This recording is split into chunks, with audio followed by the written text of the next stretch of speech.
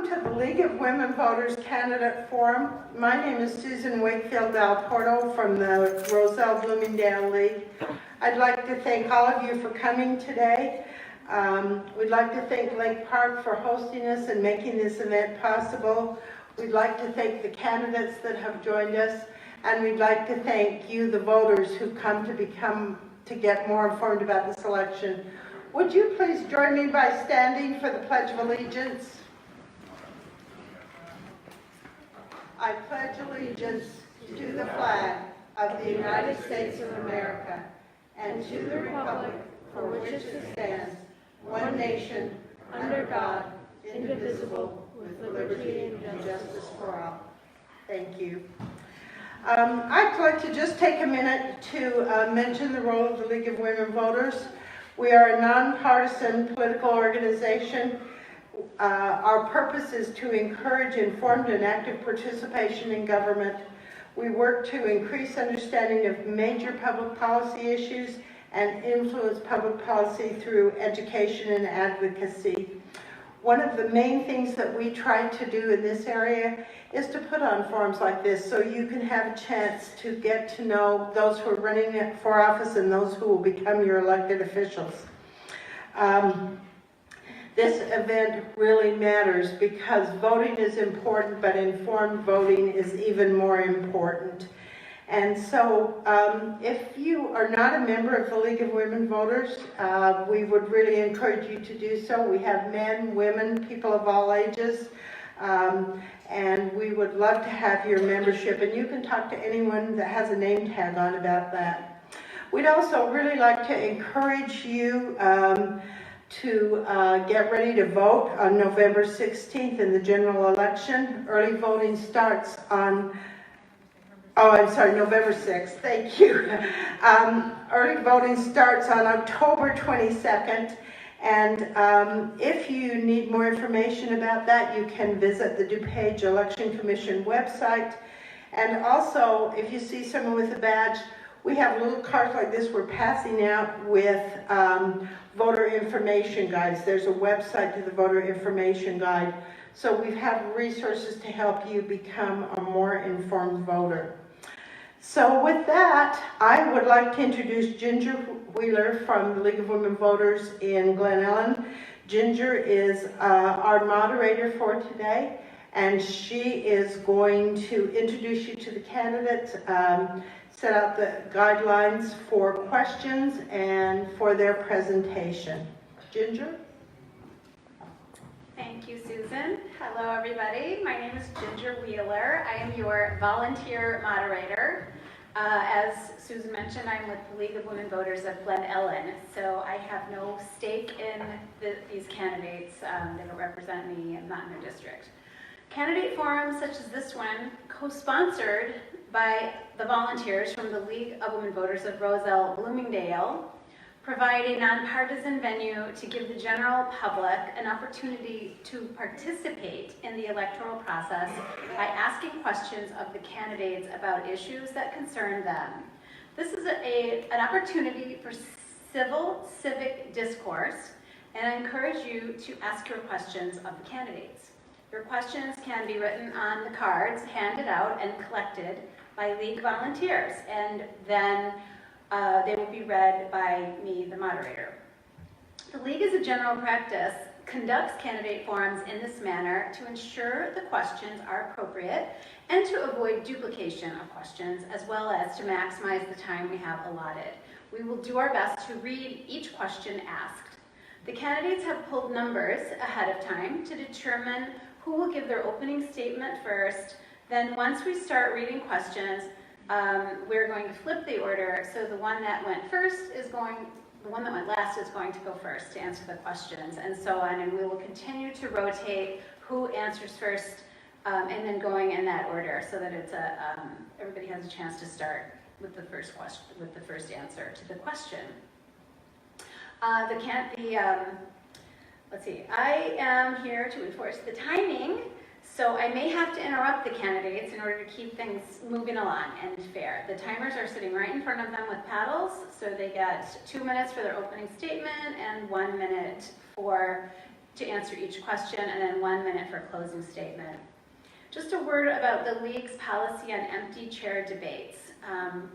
In the case that an invited candidate cannot make it to the forum and there is only one candidate, then the participating candidate will have an opportunity to make a 2-minute introduction, but will not receive any questions. Audience members are free to meet the candidate after the forum and talk privately if they wish. As Susan mentioned, all voters are encouraged to research their selections before voting in the November 28th general election. There is a website called ballotready.com in Illinois that you can look at for Illinois candidate and referenda information. That website in Illinois will start on October 4th and will include information on statewide candidates plus congressional, state legislative, county, and judicial candidates. In addition, both statewide and local referenda will be covered. So again, that's called ballotready.com. On behalf of the League of Women Voters and the audience, we thank the candidates who have agreed to participate. Candidates listed by the Illinois State Board of Elections, which cover Roselle-Bloomingdale and in which there is a contested race, were invited to participate today. Some candidates did not respond that they were going to be participating. Candidates that didn't agree to participate in advance may be here to meet and greet voters in the lobby. Please join me in thanking the volunteers from the League of Women Voters of Roselle-Bloomingdale who are here to assist with the timing, the collection, and the sorting questions for the candidates. Round of applause for all the volunteers. That being said, I believe that some candidates in office did not respond to the League. They were not included in the forum. They may be here, even though there's 2 of them here. We are not going to be asking them questions because we didn't know they were coming until the very last minute. If you want to talk to them about why they didn't respond to the League in a timely fashion, I would encourage you to do that. It's hard to set up these candidate forums. You're dealing with a lot of people. It takes a lot of patience and a lot of time. So when you can respond in a timely fashion, it just helps everybody make these candidate forums more accessible to the entire public. So moving right along, our first forum, what we are going to hear the races today are DuPage County Board representatives for Districts 1 and District 6. Our first forum of this afternoon is for DuPage County Board District 1. You will be able to vote for up to 2 candidates for this 4-year seat. Giving the first introduction, I might as well invite the candidates to come and take a seat. Giving the first introduction today will be Zara Suratwala. The next introduction will be Dino Gabanes. Did I say that right? Then we will hear from Sam Tornatori, and then finally from Ashley Selman. And I will be keeping a little chart to try to keep that all organized. So, are the mics working okay over there?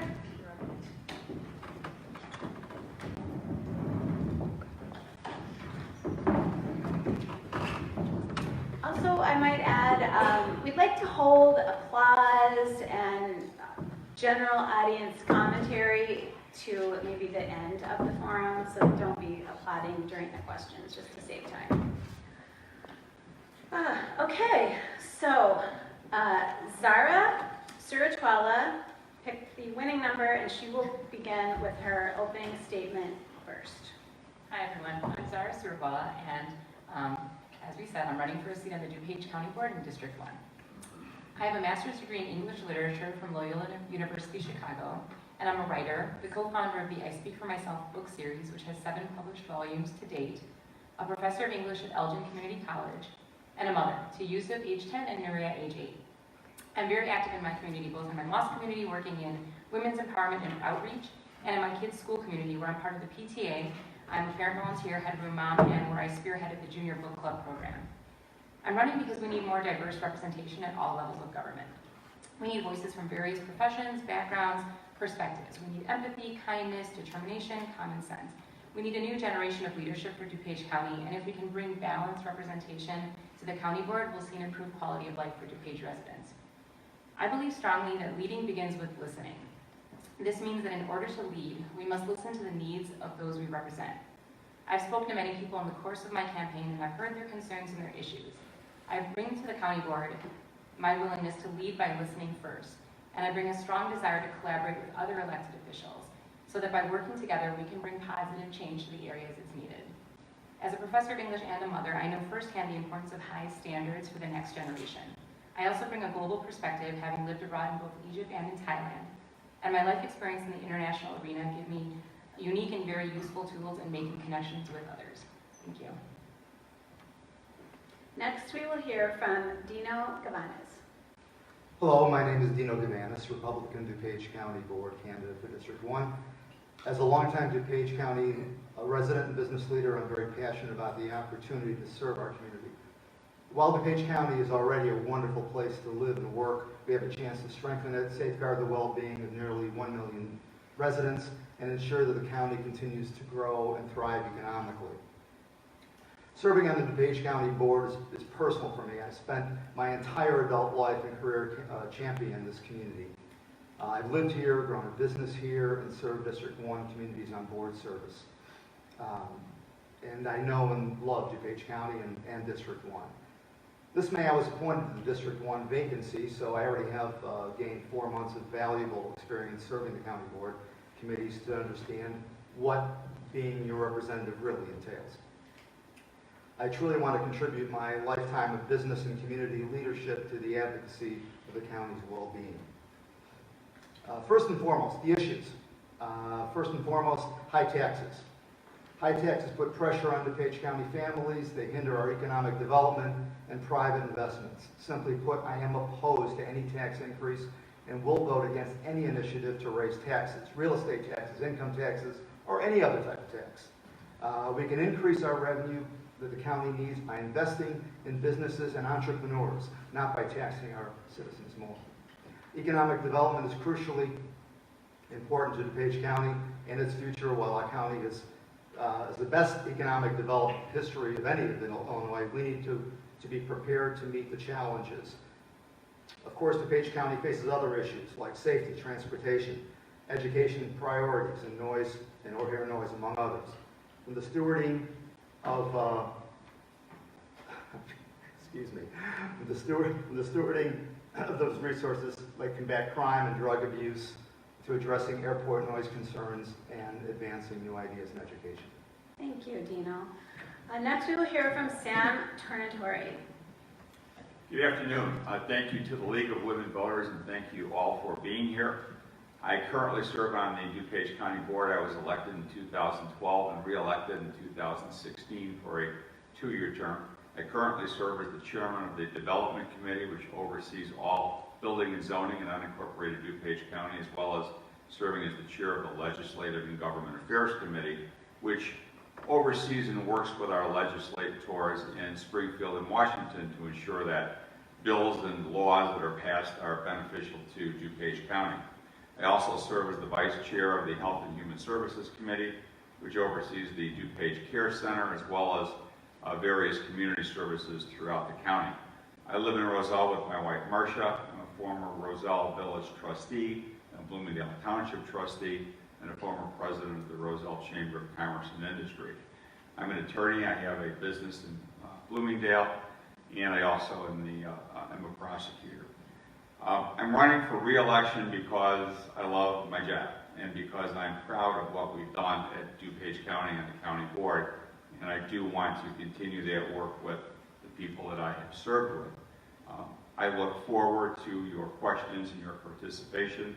I appreciate the opportunity to present my credentials and look forward to the rest of the afternoon. Thank you very much. Thank you. Finally, we will hear from Ashley Selman. Thank you.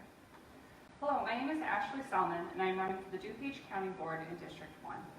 I grew up in Wheaton, where I attended Wheaton Public Schools and was able to receive the benefits of growing up in DuPage County. I now live in Addison, Illinois, where I was lucky enough to recently purchase my first home. I graduated from the George Washington University with a degree in International Affairs and returned home to Illinois following graduation. For the past 6 years, I have worked in nonprofits, working in qualitative research and data analytics. I am running for the DuPage County Board because we deserve better from our elected officials. We deserve a strong, balanced budget that lives within our means and, most importantly, plans for our future. We deserve a diverse board with members of differing parties and from all walks of life who can advocate for their residents and not solely their political party. We deserve tightened ethics rules around campaign donations and contracts for county business.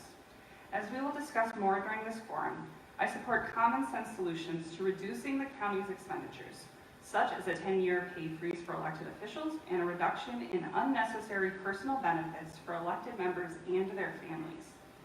I support increased transparency through various methods, including moving meeting times to when working people can attend them, as well as just being a member who would communicate with their residents year-round.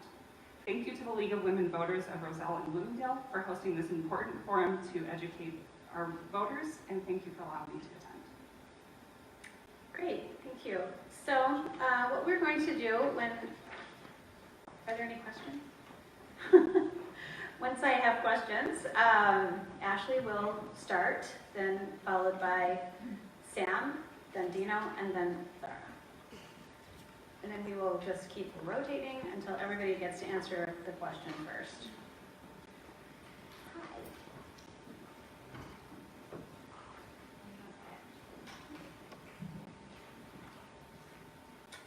Okay, here's a good starting question. Again, we're going to start with Ashley Salmon. What is your number one priority for what needs to be addressed for the county? Great, thank you. Do you mind, do we have 1 or 2 minutes? 1 minute. Okay. So the most important thing is getting our financial house in order. If you look at our current budget, we are getting a little too close to running a deficit for my own comfort. Like I said, I recently purchased a home. I think I'm paying plenty of property tax. I'm not interested in paying more. The root of my concerns comes from the fact that almost 60% of our budget is reliant on sales tax. If you look at our community, if you look at the economy nationally, right now we're in a boom. Things are going quite well. But usually when you have a boom, they're followed by a downturn. If you look at our housing market, if you look at retail vacancies, there's plenty of indicators that perhaps our economy on the national level is not as secure as we would hope. So what I would want to do is to bring in new businesses, because I very much agree, no one in DuPage County needs to be paying more taxes, but we need more varying sources of revenue coming into our county so that we can plan ahead for our future. Thank you. Next, Sam Tornatore will answer the same question. What is your number one priority for what needs to be addressed for the county? The number one priority is always to keep our budget balanced so that we have the funds to do the things that we continue to do. As far as this particular district is concerned, certainly a priority for many people who live around here is O'Hare Airport noise. We've worked on that. We continue to work on that. We've worked with the city of Chicago to ensure that there should be and would be a fair divergence of noise throughout the various communities, particularly on the eastern portion of DuPage County. Stormwater issues are also terribly important for people who live in this district, and we are focusing on that through our development committee, through our stormwater committee, in order to ensure that we reduce the possibilities of floods that exist in many of our communities, particularly farther towards the east in Elmhurst. All of those are important issues. I don't know that there's one particular one, but it all starts with money and generally begins with money, and that's why the budget needs to continue to be balanced. Thank you. Dino Gabanes. Can you repeat the question, please? What is your number one priority for what needs to be addressed for the county? Certainly, safety and security of its citizens has to be the number one objective for any government. Therein lies all kinds of opportunities to improve the quality of life in DuPage County. Economic development is another area that I'm very, very passionate about. I truly believe that this county can thrive on more economic development, more entrepreneurship, more technical, I want to call it tech-heavy entrepreneurship as well. The area of O'Hare noise is very, very critical in District 1. This area has been a problem. This is a problem for District 1, and we need to address that as often as we can and respond and help the citizens, especially Bensonville and Wooddale, in getting some relief in that area. Thank you. And Zara, would you be in favor, I'm sorry. Zara, what is your number one priority for what needs to be addressed for the county? Yeah, so I agree that that budget and safety and security and accountability and all of these things are important, but since they've been touched upon, I'd like to talk about accessibility for a moment, accessibility to one's elected officials. I think something that I'm very passionate about is the idea that in this day and age, especially with technology and social media the way that it is, I think there's absolutely no reason that somebody should not know exactly how to reach their elected officials when they wish to do so. I envision year-round meeting times and being very involved in the community so that people know where to find me. I also envision coming home from meetings and writing a blog piece on my website in just regular language that kind of distills what is being discussed in these meetings to the people who may not be able to attend them. I think with knowledge comes empowerment and engagement in what is going on at the county level, and I think residents need to be informed so that they can make their voices heard. Thank you. The next question, we're going to start with Sam Tarnatory. And the question is, what do you consider to be the one most important service or program the county offers its constituents? And what is an example of a service you would like to see added or changed? So it's a two-part question. What do you think is most important service the county offers, and what an example of a service you would like to see added or changed? I don't know that that's a question that I can answer because it's simply more than one thing that we do at the county. What we do at the county is everything from developing our business community to school safety, making sure that our roads are safe, that our roads are plowed in the wintertime. We run a court system, we run a clerk system, we collect your taxes. Those are all very important things, and I don't know that I can single one of them as being the most important. I'm not sure I remember and answer the second part of the question, but if there's anything I would change, would be the opportunity to obviously raise more revenue to do more of the things that we're doing. Unfortunately, the county is not home rule, so we cannot impose some of the taxes that even many municipalities can do. So we're limited to generating revenue through our sales tax and through the state tax that we get from Springfield, which quite frankly has diminished over the past few years. So based on that, we need to probably change the ability to raise some more money. Thank you. Dino Gavanas is next. Question, what do you consider to be the one most important service or program the county offers its constituents? Part two is, what is an example of a service you would like to see added or changed? That is a very difficult question because the county does provide so many services. I have to go back to school safety and safety of all of its citizens. That has to be our number one priority. We have seen, crime increase slightly. We have seen overdoses. The drug abuse situation is something we really, really have to get a handle on. So if I had to pick one, I probably would have to choose that. Although, as Sam said too, there are so many functions the county does that are important for everyday life that it's very difficult to pick and choose one that would be the most important because they all function and they all provide a benefit to all of its citizens. If there's an area that I would like to see changed or improved upon, it's probably transportation within the county. It's difficult to get from one part of the county to the other unless you have a car, very frankly. And those are areas I'd like to see improved upon or at least talked about. Thank you. Sarah, same question. So I think, of course, there are so many important services, but I think health and human services is something that is so important. In my travels, I've seen that, in other countries, if you have an issue, you are sometimes on your own as far as finding resources to help you with these things. And here, in DuPage County, and I mean, one of the reasons I'm just so proud of America in general is that you're not in this alone. When you need assistance, you can reach out and find resources that are available to you.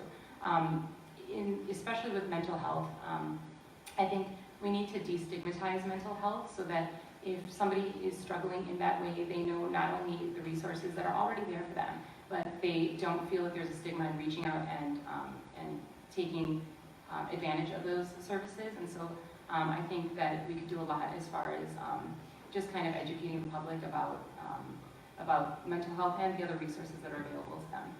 Thank you. Ashley? Thank you.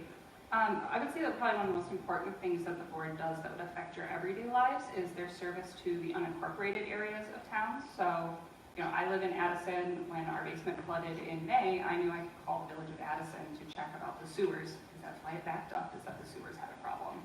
But if you were my neighbor and lived in an unincorporated area, your ability, who your resource is the county, and sometimes the townships, but a lot of times the county. So I think that's an area that's really essential and that we should be doing more in. One area I would love to see the county spending more time, if we're able to get our financial house in order, would be helping struggling families within DuPage County. I grew up in DuPage County in a single parent home with a mom who worked her tail off to make sure we had everything we needed, but sometimes it was still really hard. And I think when we live in a community as great as we do, there are families that could use just a little bit of help to get a leg up, and I'd like to expand services like Meals on Wheels or home improvement assistance, things like that. Thank you. The next question will be answered first by Dino Gavanas. Would you be in favor of a cost study before any consolidation is put in place? I think a cost study would be very beneficial because I've said in the past that although we, under the ACT program that the county board conducts currently, we have consolidated many areas of government and they've been very successful in those consolidations.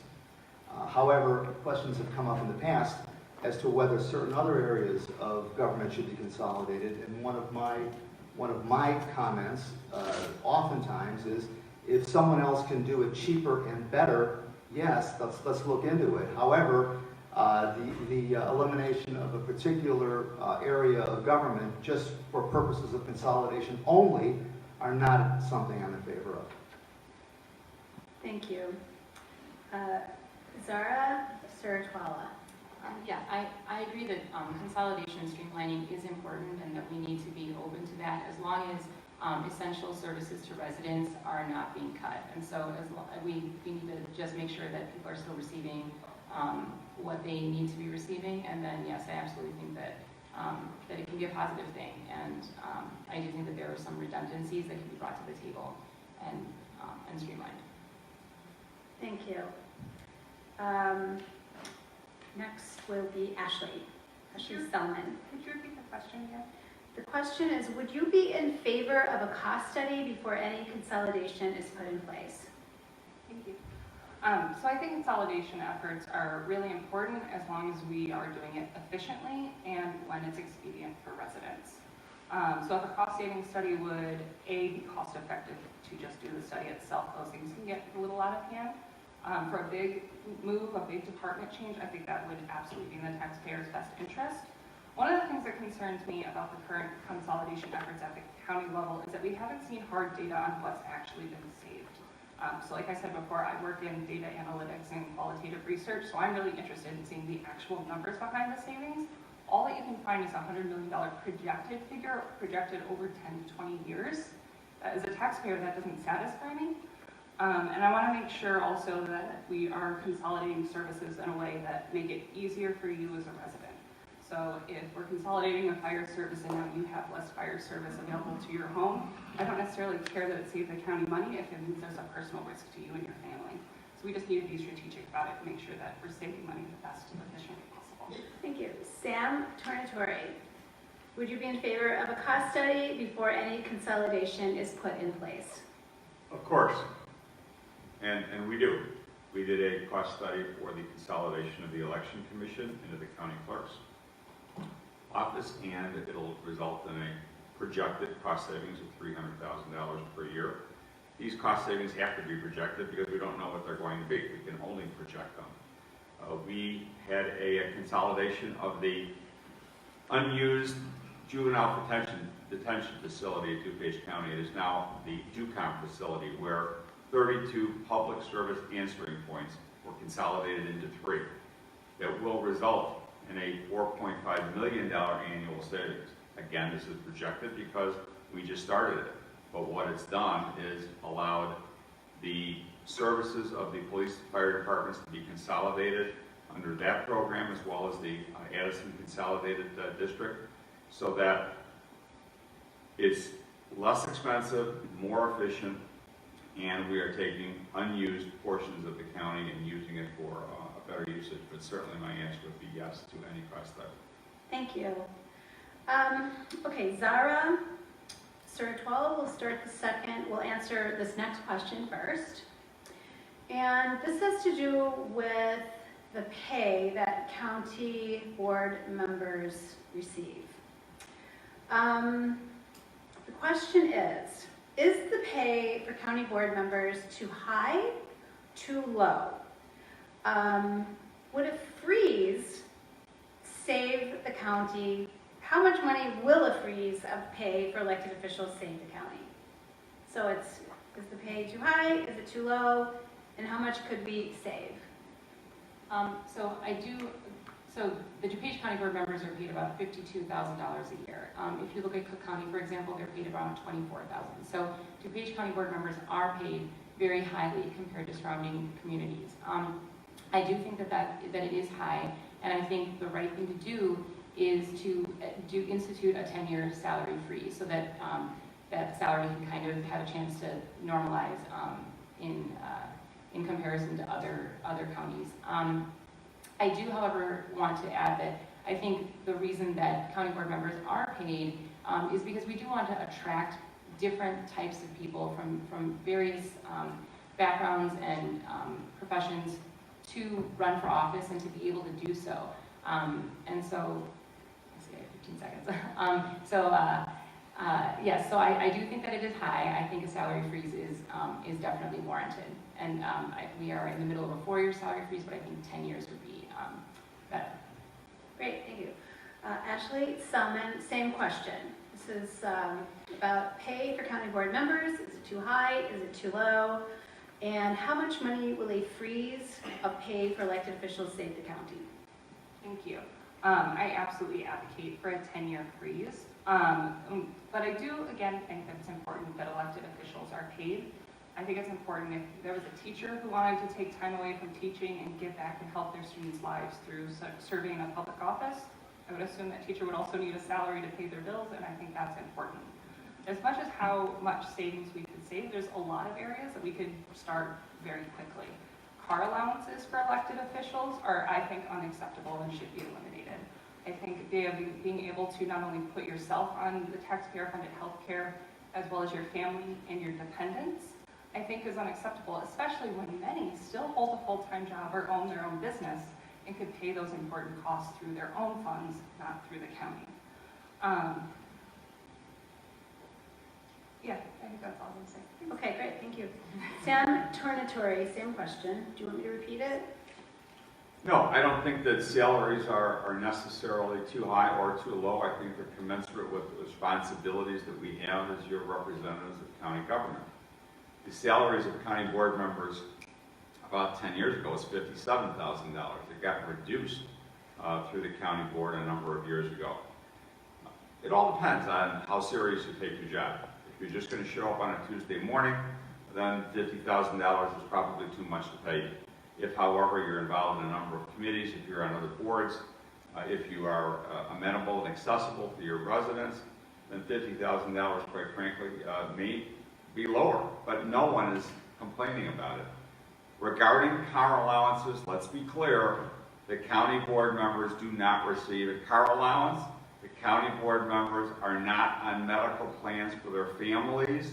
Anything that they get, whether it's dental or vision, which I believe is made available, is paid for by the county board members. County board members do not receive stipends or car allowances. Thank you. Dino Gabanas, same question. I think it's been discussed in various ways by all four of us. But really, the amount that's paid to DuPage County board members seems to be commensurate with the kind of work they do typically. Having been on the board now for the last 5 months, I see the kind of work that all of these people do. And very frankly, I don't believe that they're overpaid. If, as Sam said, if obviously all they were to do is come in on a Tuesday morning, then I would agree that they are overpaid drastically. But that's not the case. They work very hard, and all of us are on committees that work very hard, and all of us work way beyond the scope of our Tuesday meetings. Also, it should be noted that we don't qualify for pensions any longer as well. Thanks. Thank you. Okay. This next question is about each individual candidate. And Ashley Selman will start. What accomplishments can you point to that will show how you will serve on the DuPage County Board? So I think it's probably quite obvious that I have a little less professional experience than maybe some of my peers. But the areas in which I have worked have allowed me to assume a lot of responsibility early in my career. So I manage a team of 3, soon 4. We manage a budget, which I've managed to save money and consolidate costs across our office. And I've also been able to make sure that our team in our office gets the adequate attention that it needs. Those sorts of skills are very similar to what you would do on a county board. Being able to do your own investigation into the topics so you are making an informed vote for your constituents is something anyone in any walk of life can do, and it's a skill that I've honed in my personal life as well. Thank you. Sam Tornatore, what accomplishments can you point to that will show how you will serve on the DuPage County Board? Well, I would simply ask you to look at my record. As I said earlier, I chair 2 committees. I'm also the chair of the Ad Hoc Committee on O'Hare Noise, as well as the vice chair of the Health and Human Services Committee. I also serve on 6 other committees as well, including the Finance Committee. In addition to what I do on the county board, I also serve on the board of the DuPage County Health Department. I was appointed in 2015 by Chairman Cronin.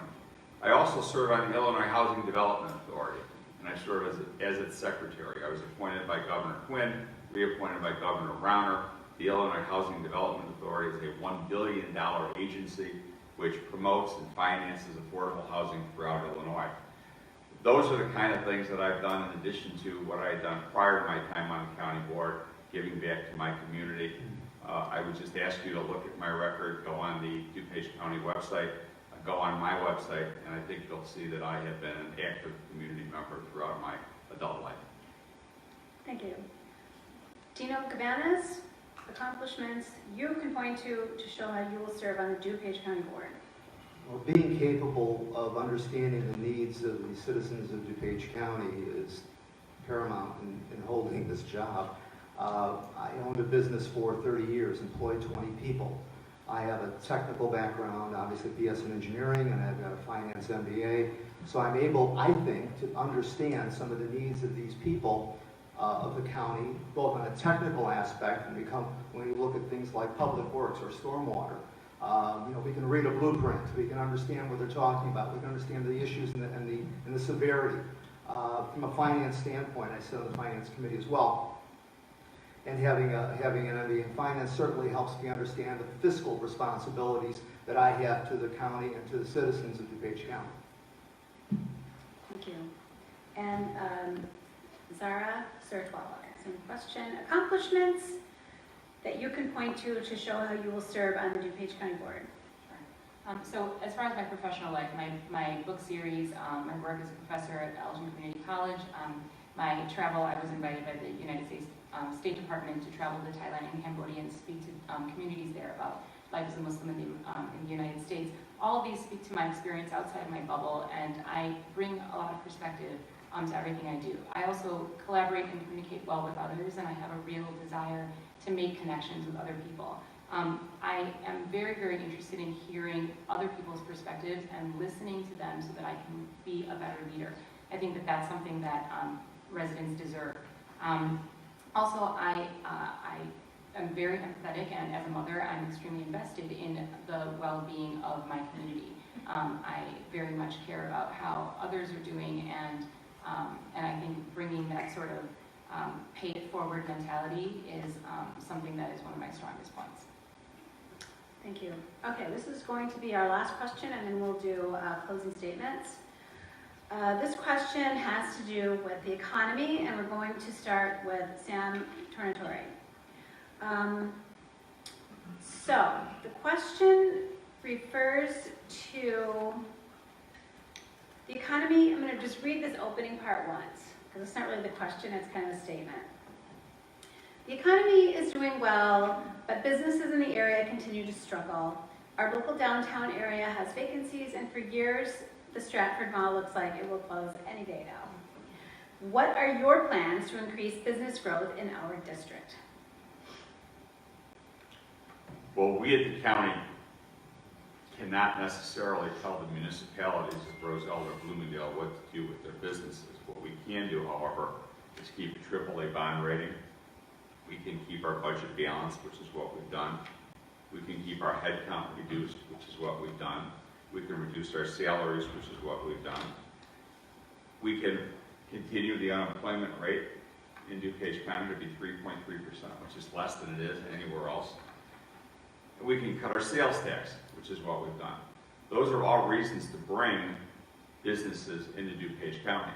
On the development committee, which I chair, we give preferential treatment to businesses that are environmentally friendly who come into our county with a reduced permit fee, as well as putting them to the front of the line for their permits.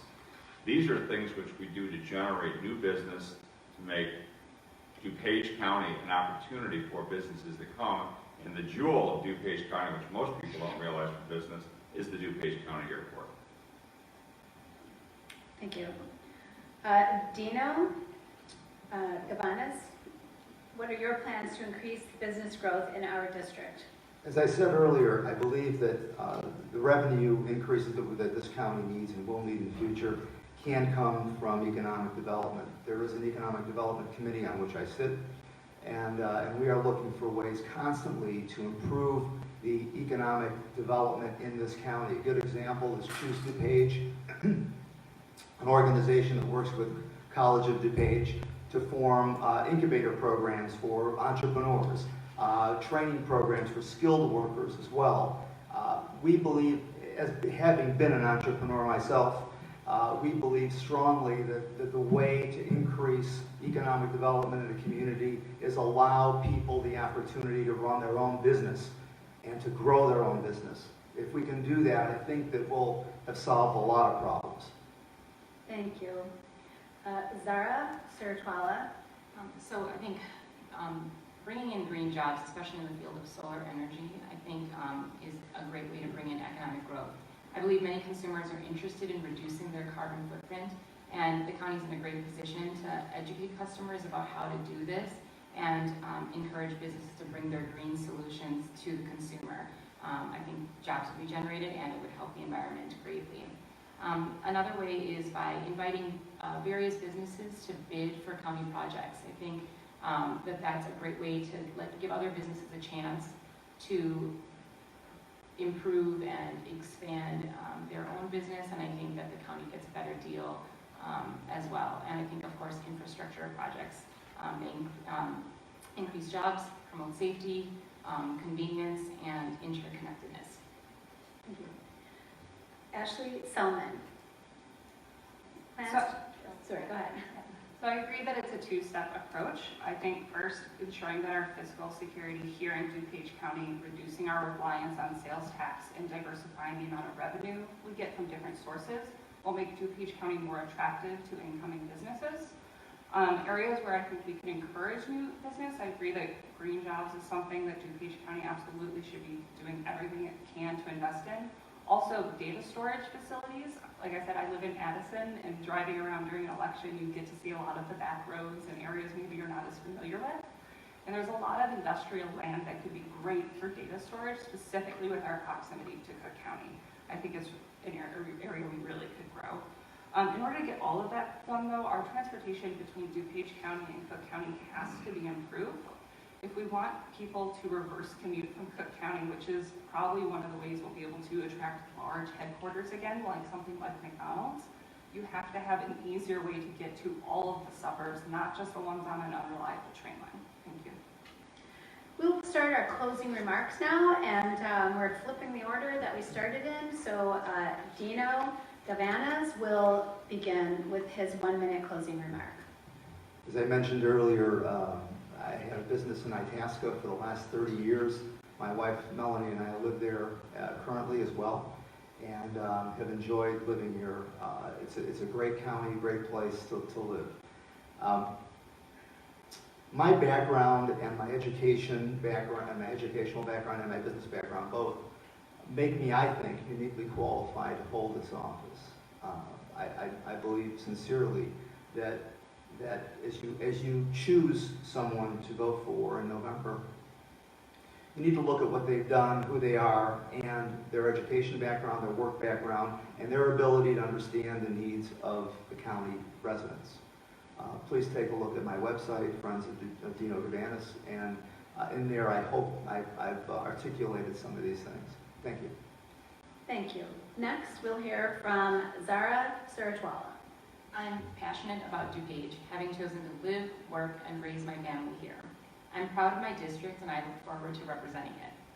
I also look forward to a much different landscape of leadership by the time our children take the reins, one where people feel well represented, where they feel they have a voice, and where they know that casting their vote is indeed a powerful thing to do. I view public service as service, first and foremost, and I'm humble yet confident when I think about the kind of ally and advocate my neighbors deserve. I'm eager and willing to learn and to serve. I'm Zara Surajwala for the DuPage County Board, District 1, and I thank you for your time today. Thank you. Ashley Salmon. Thank you again to our hosts, the League of Women Voters of Roselle and Bloomingdale, for hosting us today. DuPage County, and District 1 especially, is an amazing community, and it has been an honor getting to know many of my neighbors throughout District 1 during this campaign.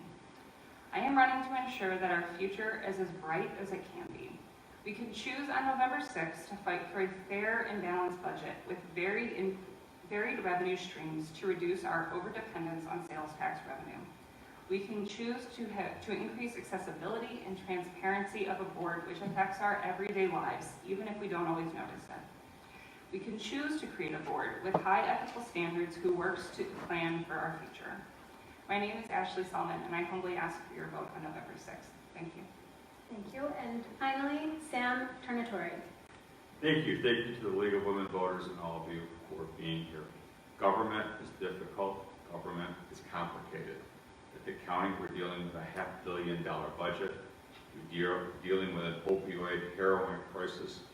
We're dealing with school safety issues.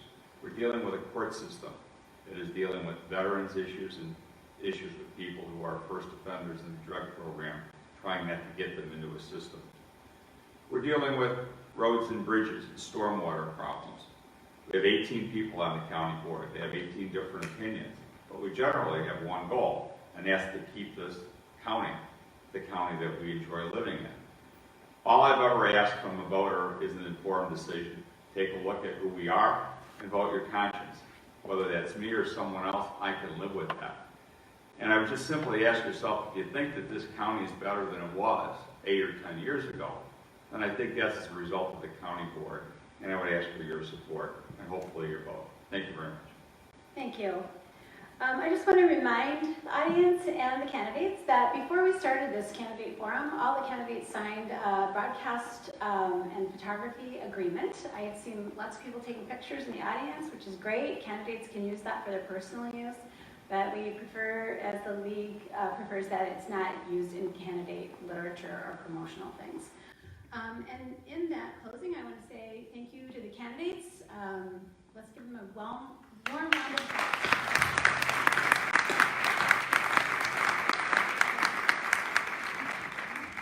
And exit stage right.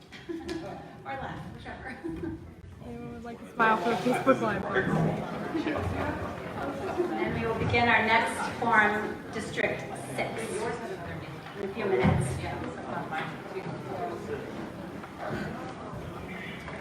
I'm gonna let it run for the total. It's going good. Anyone would like to say hi to Facebook? That'd be good. So much in the print stuff. So we'll do weird things for like this valuable. All right. At this time, I'd like to invite the candidates for DuPage County Board District 6 to join me on stage.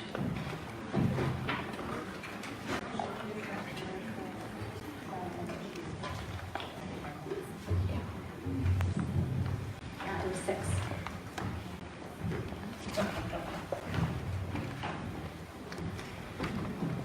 Okay, thank you. As mentioned, we did some number picking before we began, and the order is going to be for opening statements, Jim Zay, followed by Erica Green, then Kevin Wiley, and then Sheila Rutledge. And then we're going to flip that order for answering the questions. So for the first opening statement, I'd like to welcome Jim Zay. Okay, thank you. 2 minutes. First, I wanted to thank the League of Women Voters for hosting this event today. I also want to thank the audience for coming on a Sunday. My name is Jim Zay. It's been an honor to serve the residents of District 6 for almost 20 years. During these many years, I've worked hard to improve the quality of life for our residents. I spent my entire life here in DuPage County, having grown up in Elmhurst and getting my degree from Elmhurst College. I'm married to my wife, Katie, for 28 years. She's also a Lake Park graduate. We made the choice to stay here in DuPage County because we wanted our children to grow up in DuPage like we did. For good schools, safe neighborhoods, open space, low crime. I have 2 sons, Jimmy who's 17 and Tyler who's 14. We live in Carroll Spring. I work for a family manufacturing business in Roselle for the last 27 years, and I bring much needed business background to the board. I have a proven record of accomplishments for serving almost 2 decades to our residents. We have not raised property tax for the last 10 years, and I'm the only one who's voted on all 10 of those budgets. We know property tax is a huge issue here in DuPage County. As chairman of the county stormwater committee, we've had 4 major projects in the last 10 years. In Bartlett, we had Beaver Pond. In Carroll Stream, we had Armstrong Park. In West Chicago, we had thorium removal. And in Warrenville, we had the flooding in the West Branch. These projects had a price tag of over $50 million, with many of the dollars that were federally funded and saving our taxpayers that money. Without that money, none of these projects would have been done. I've been a leader on our board by being elected the vice chairman of the county board by my fellow board members. And that was because of my work ethic, reputation for getting things done. I also serve as the chairman of the DuPage Water Commission. We went from being $140 million in debt to being debt-free today. I hope when you go to vote that this election, you vote for the person who will serve you in this office. I know much has been said about the current makeup of the board, and I've been lucky to serve with many men and women on the board. It was my honor to serve for 10 years in District 6 with Pam Ryan and Linda Kurzweil. At no time in those 10 years did anyone say we need to change the makeup of the board. They served because the voters said they were the most qualified. I hope we have some nice civil discussion today, because what we're seeing in Washington and in Springfield is actually a shame, and by both parties. I look forward to answering your questions today and having a great discussion with Sheila, Erica, and Kevin. Thank you. Thank you. Next, we will hear an introduction from Erica Green. Hello, yes, I'm Erica Green, and I'm running for DuPage County Board. And I would say that what inspires me to run for office are the patients that I see. I've been in the healthcare field for over 20 years, and I work out of 4 hospitals currently right now, and I am a psychotherapist by trade. And one thing that I've learned just from listening to my patients is that they have concerns about not being able to afford medication. They have concerns about their healthcare premiums going up next year. They have concerns about a fear of not being able to get insurance because of pre-existing conditions. They also have concerns about gaps within the mental health services. According to an article in the Herald in August last month, some of the top concerns within DuPage included drug abuse at 44%, there was mental health at 43%, and then there was screen time, so whether it's their phones or on television, that was at 21%. And so as far as my background goes, I have a master's in clinical psychology, I have a master's in public health, and also I'm a certified drug counselor.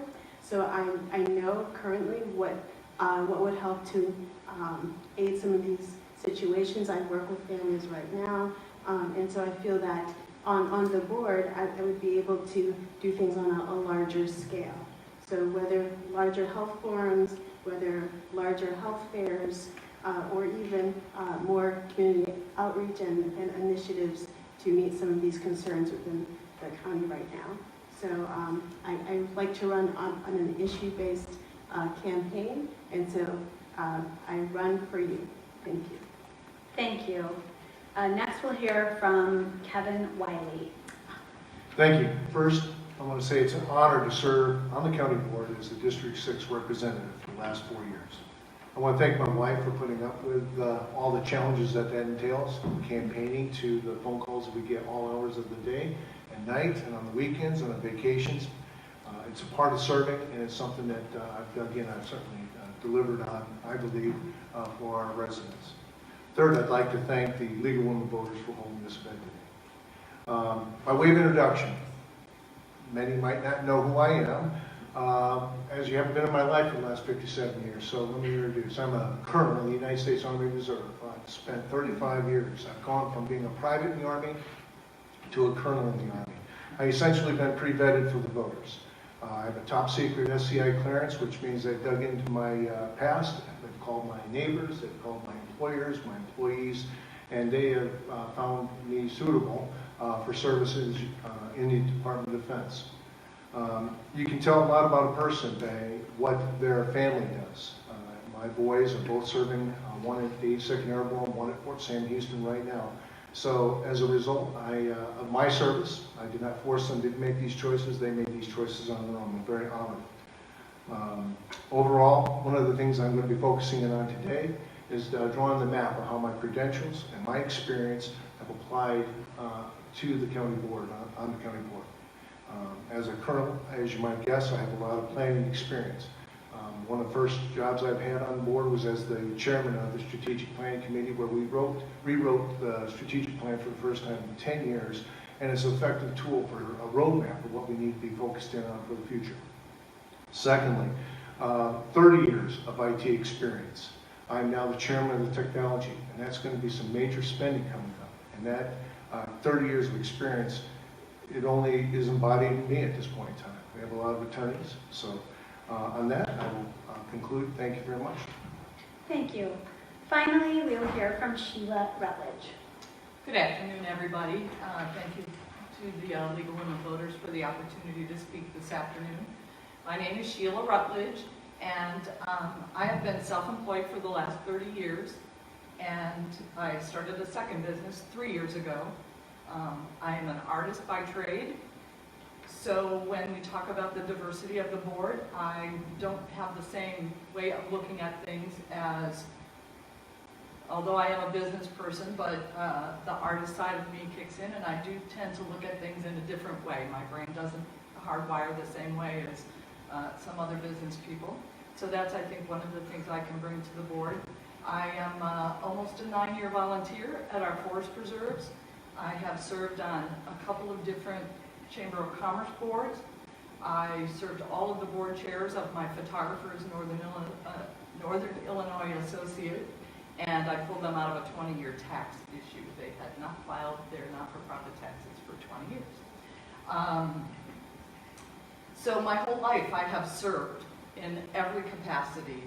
Any job that I've ever had in my life has always been a job of service to others.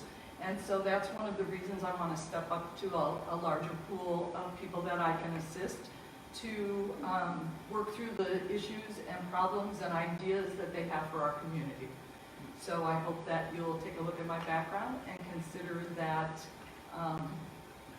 a little bit different of a mindset on our board is something that will bring new ideas that will help our county. Thank you. Sheila Rutledge. Thank you. So we're going to flip the order, and Sheila is going to answer the first question first. Then we will just move down the order so that everybody gets the chance to answer the question first. So the first question is, what would you consider to be the most important issue faced by DuPage County? Sheila. I think that any municipality, as large as DuPage County, always has a lot of different challenges.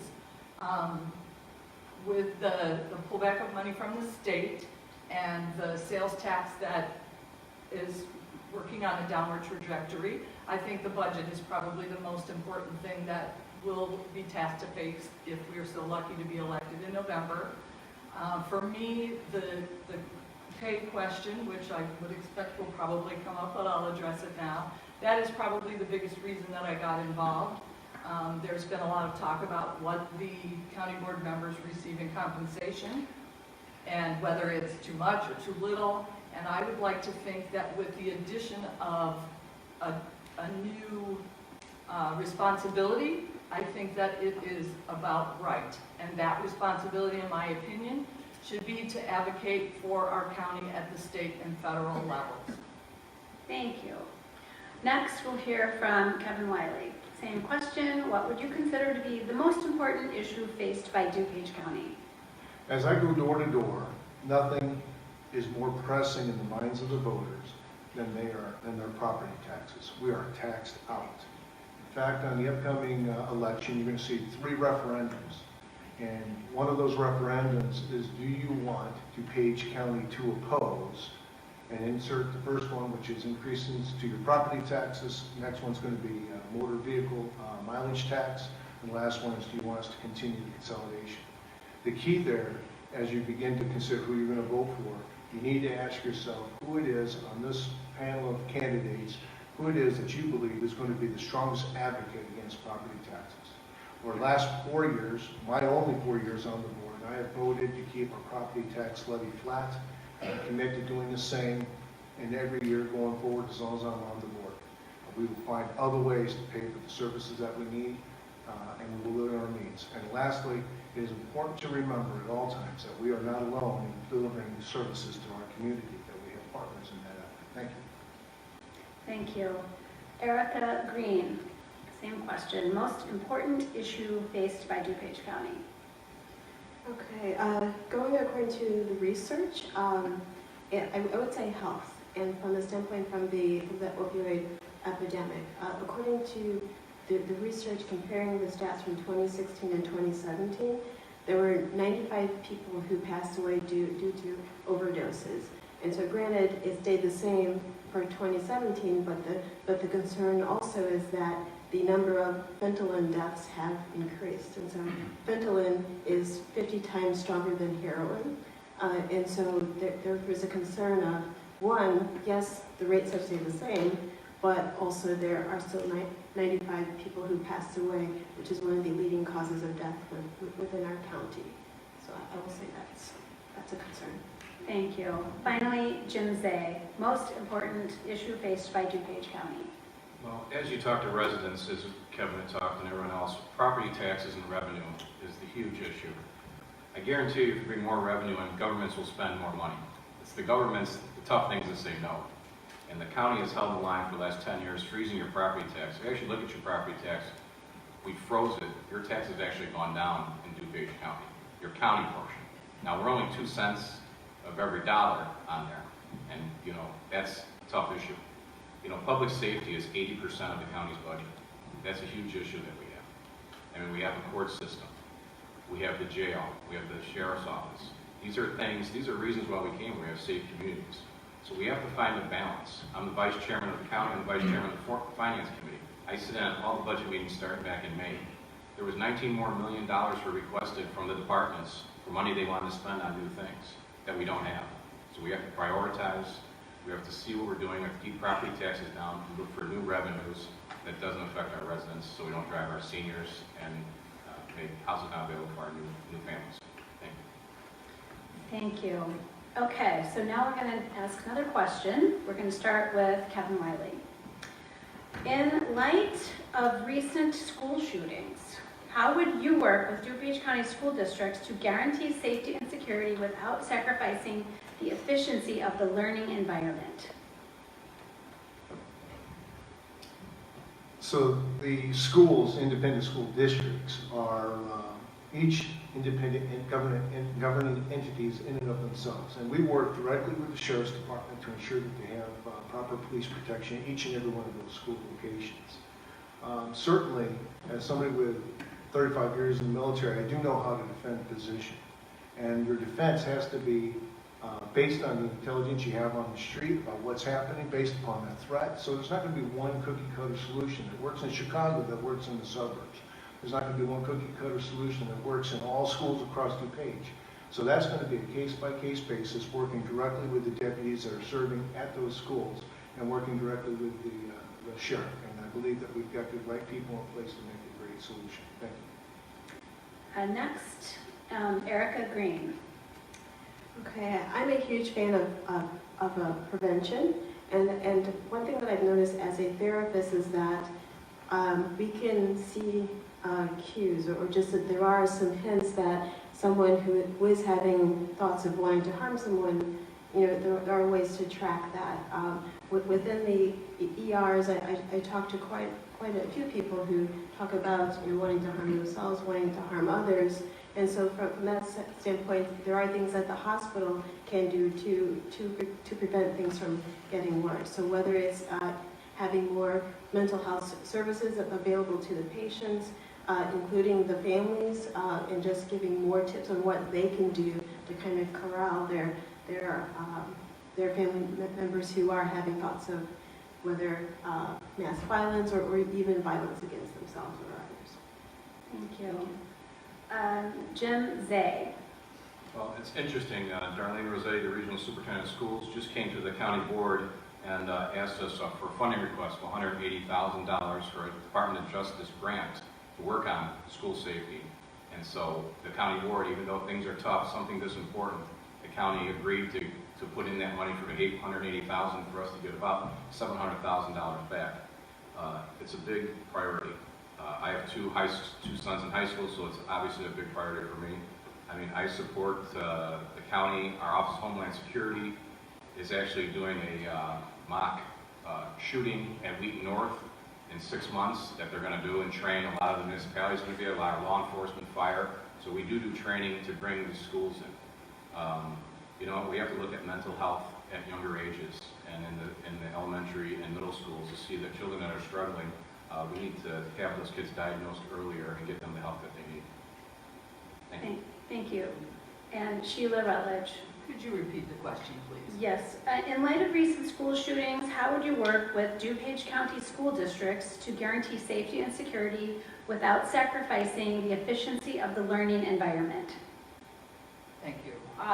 Well, the first thing I'd like to say is that I don't think, I would like to push back against the notion that more guns in our schools are going to make our schools safer. I do absolutely agree that better come and go for the people that are coming into the schools, better scrutiny of those people, panic buttons near the classes and things like that are ways that we can make our schools safer without really impacting the day-to-day of our students. But I'm adamantly opposed to teachers carrying guns, and because I just think that there are unforeseen consequences to that kind of a response. Thank you. This next question, we'll start with Erica Green. What communication does the county have in place relating to the new FEMA flood maps? And what would you do on behalf of affected citizens? Okay, I would say that the work with floods has been good from what I understand, and just with the work that has been done in Carroll Stream, I think that work is to be commended. Also, I would say too that because of the changes within the environment, because of the increased rain, we also need to consider, you know, what are other things that we need to do to help manage the storm water. Thank you. Thank you. Jim Zay. Yes, sir. What communication does the county have in place relating to the new FEMA flood maps? And what would you do on behalf of affected citizens? Okay, well, I'm the chairman of the Stormwater Committee. I've been there for 17 years. We work with FEMA all the time. What the flood maps are is basically telling you where the flooding is, and then if you're in a flood area, you have to buy flood insurance, which nobody wants to do. We go over these all the time with the federal government. We do studies in our watersheds. We just had a program We've actually, through Sam Tornatore's leadership, we are now categorized where we have our own floodplain mapping system. We're going to save the homeowners millions of dollars by being able to reduce the floodplain insurance on these areas. The good thing is that when we do this and we map and we do plans for this, when the federal government comes to DuPage County, because we're a leader not only in the state but in the country, we have shovel-ready projects. And when we have projects that another municipality somewhere in the country doesn't have money, and we have the money, we get that federal funding from them, and we do projects. That's what we did out at the Raw Mill, because we had funds from federal government that we took to help the residents here in DuPage. Thank you. Sheila Rutledge, same question. One more time, please. What communication does the county have in place relating to the new FEMA flood maps? What would you do on behalf of affected citizens? I absolutely would defer to Jim. He knows more about anybody on this panel about our flood maps and how they impact our communities. I know from living in Warrenville, they've done a great job of taking care of the flooding that afflicted our elementary school over in that area. So they are effective at taking care of the prominent areas that we have. As far as communication goes, I think that if we can, through the FEMA maps, if they're telling us, here are your places that are most likely to happen, then we need to communicate with those people in advance of a torrential rain that would let them know that there is somebody at the county that will help them through those things. I know that the maps are reevaluated too. We owned a property that we rehabilitated in Lyle. That was a little tougher to sell because one part of that property was on a FEMA map, but came off. So communication with the city let us know and let our buyers know that, yes, they were going to have to pay their flood insurance for that year, but Thank you. we've been told that it wouldn't be coming off. Thank you. And finally, Kevin Wiley. Yeah, the essence of the question is a little off-putting for me. We do not communicate to FEMA what those flood maps should look like, but the water does. And like our road networks, like some of the other things that we do across the county, that spans townships, municipalities, and it's up to us to work collaboratively with the affected communities to actually coordinate a response. And we've done that very effectively with our flood prevention, some of which Jim's just highlighted. Also, as a member of the development committee, we've also facilitated the buyback of some of those properties that were in floodplains that we don't want to continue to have to fight and to recover those properties. And so there's a number of ways that we as a county can be an advocate, but working with both the federal government, state government, and the local municipalities is the best way to take care of the residents of DuPage. Thank you. Jim Zay will answer this next question first. And the question is, what can the county board do to reduce criminal recidivism? That's a good question. And, we're all for good law enforcement and strong penalties, but when these people go to jail, you want them to come back and when they serve their time, be productive members of society. And I know we just had a lot of issues with the sheriff's office, with the JUST program. They do a lot of counseling. They do a lot of alcoholism treatment. Heroin treatment's a huge issue. We need to work better with our social services to get them in there. The health department is taking over some of the issues there at the jail. What we really need is more people to get in. I mean, I just saw, there's recovery sites or facilities that want to go. Haymarket wanted to do one in Wheaton. Of course, this was an uproar. Nobody wants anything in their area. We have extra space at the county, at the side of the convalescent center. We should look at turning that into a treatment center and helping these people and, again, making them better members of society when they serve their time. Thank you. Next, Sheila Rutledge. One more time for the question. What can the county board do to reduce criminal recidivism?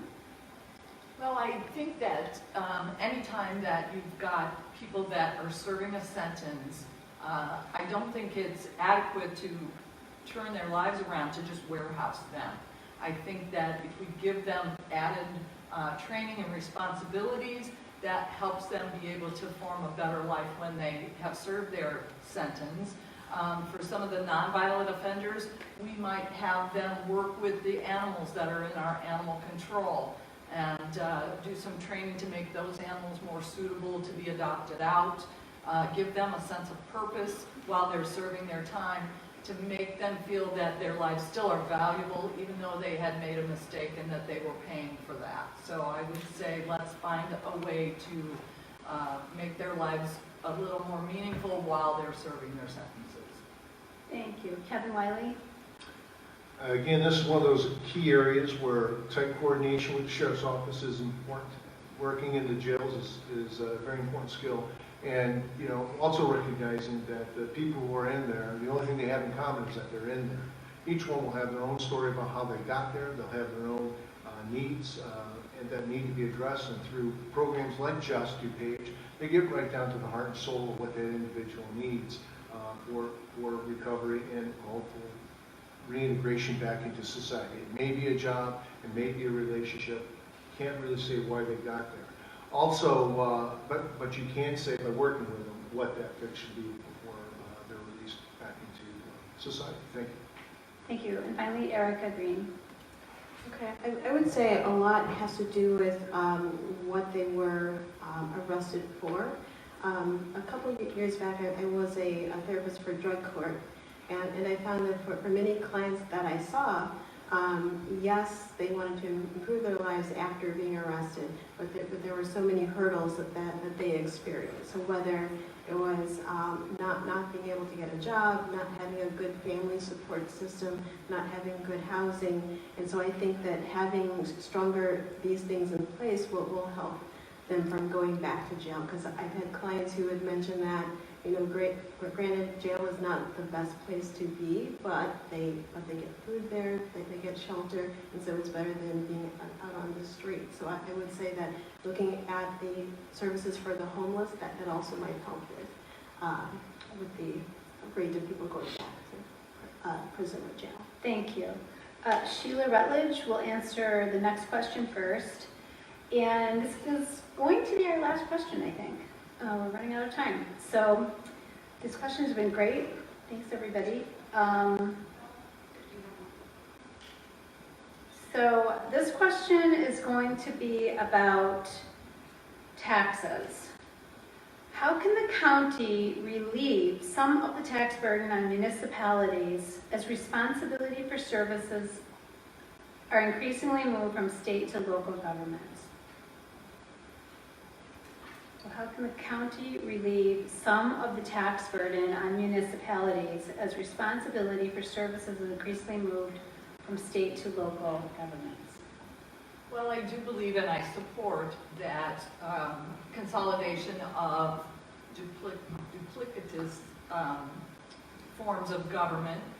Everybody knows that we have more forms of government in Illinois than any other state. And so yes, where we can consolidate those things responsibly without lessening the amount of service that we give to our residents, that would definitely be a place that we could help our municipalities with that. I do question some of the decisions made and the proof in the pudding of what those things are saving our county. I think in the last forum they questioned about a cost study, and I absolutely would want to take a look at that. That would be the way to know whether we were helping the burden of our municipalities and whether that should be something that the county takes on. Thank you. Kevin Wiley. Yeah, so we have a transparency portal on the DuPageco.org website. I would like to invite everybody to go take a look at that. Out there we talk about some of the ACT initiative accomplishments so that you can see firsthand what the details are about what we have saved and what we will going forward. One of the biggest challenges with the specific question that was being asked is how can we relieve the tax burden that's being passed on to municipalities. Part of that is we're essentially chartered by the state to do a certain function. We're a general purpose government, as is the townships and then the incorporation of different villages, municipalities. They are home rule, so they can do different things. We don't necessarily have the ability to take on any additional services outside of that which we're chartered to do. And so it's important to stay focused, and again, one of the reasons why, again, the strategic plan is the key roadmap for going ahead, because we've done the research already to understand how it is that we as a county implement our charter and what we need to do for the community. Thank you. Thank you. Erica Green, same question. Okay. I would say to lessen the tax burden, I would say similar to some of the things that have been done. For example, with the consolidation of the fire district, which include Darien, Lyle, and Woodridge. So I would look to see what other areas or what other services can be consolidated. And also, I would say use of tech. And so I've spoken to many people within the community doing doors about they say that they need resources, but they're not quite sure how to come about them. And so, sure, there are some things online, but they aren't quite sure how to access it and so on. So I would look at other tech ways to kind of reduce some of the burden. Thank you. Thank you. And finally, Jim Zay. Thank you. You know, what we have is, obviously, everybody's budgets are tight. We do it as stormwater. We used to hire people out to come clean the rivers and the streams. If a tree would fall, we'd hire a service. We went out and got our own crew. And we do that ourselves now. We saved about $300,000 a year on that. We have a large crane to do that. The city of Bensenville called us several weeks ago and said, we need some air conditioners taken off of our city hall. We went out and did that. We contracted with them. Instead of calling a private company and spending their money, we do that. This is things we can do. I do in Itasca. We clean out the sewers now for the village of Itasca because we have the equipment they don't. So we're able to go out. So it's shared services. All these municipalities, everybody has a lot of equipment. We should be able to share that together. They're not on the streets all the time. We should be able to do that. We have a salt contract. The county goes out and buys the salt for the townships and the municipalities because we're a bigger entity, saving hundreds of thousands of dollars, not only for us, but for the municipalities. So these are these shared services we need to continue to look at through the county, where we can work together, buy equipment to do other things, and co-op our responsibilities. Thank you. Okay, so we're going to do 1-minute closing remarks. And as you may recall, the Jim Zay opened with going first for the opening remarks, and Sheila was last. And so we're going to start with Sheila for closing remarks and wrap up with Jim at the end. So Sheila Rutledge, 1-minute closing remark. Thank you. Thank you. And again, thank you for the opportunity to speak this afternoon. I hope that the appeal of fresh eyes and a different mindset coming to our county board would be something you consider when looking at my record and the community service that I've provided. One thing I would like to share is I've been a real estate investor for the last couple of years, and the county has a blighted home initiative where they task owners with cleaning up bad properties, and if indeed they seize the right property for a project like this, I would like to look at creating a tiny home village for people that are homeless in our community. I think as affluent as our county is, that a cot in a church basement is not doing anything to bring those people up into jobs and our tax rolls, and we have to do a better job with that. So that is one of the things I'd like to look at if I'm lucky enough to be elected on November 6th. Thank you, Kevin Wiley. Again, I'd like to thank everybody for coming out tonight, giving me the opportunity to speak, and the League of Women Voters.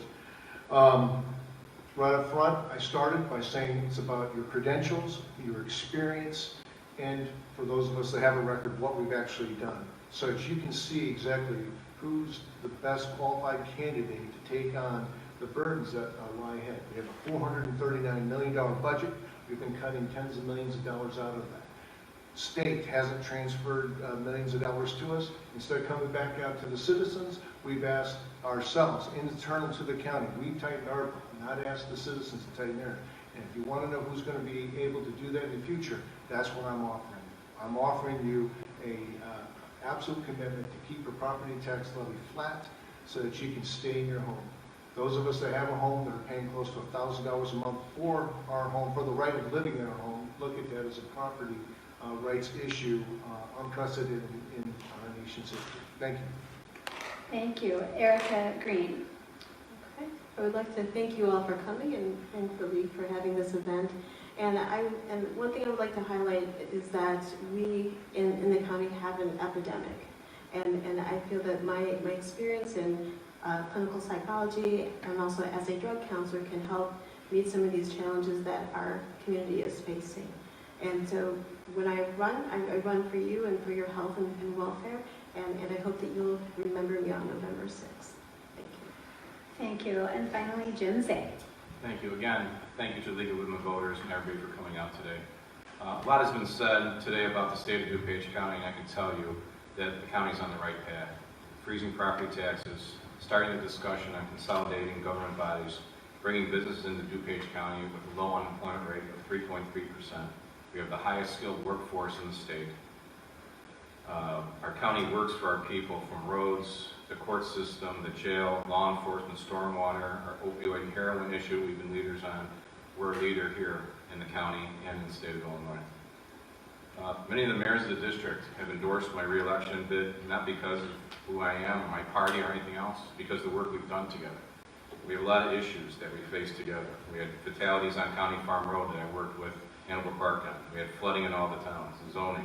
We worked to find solutions.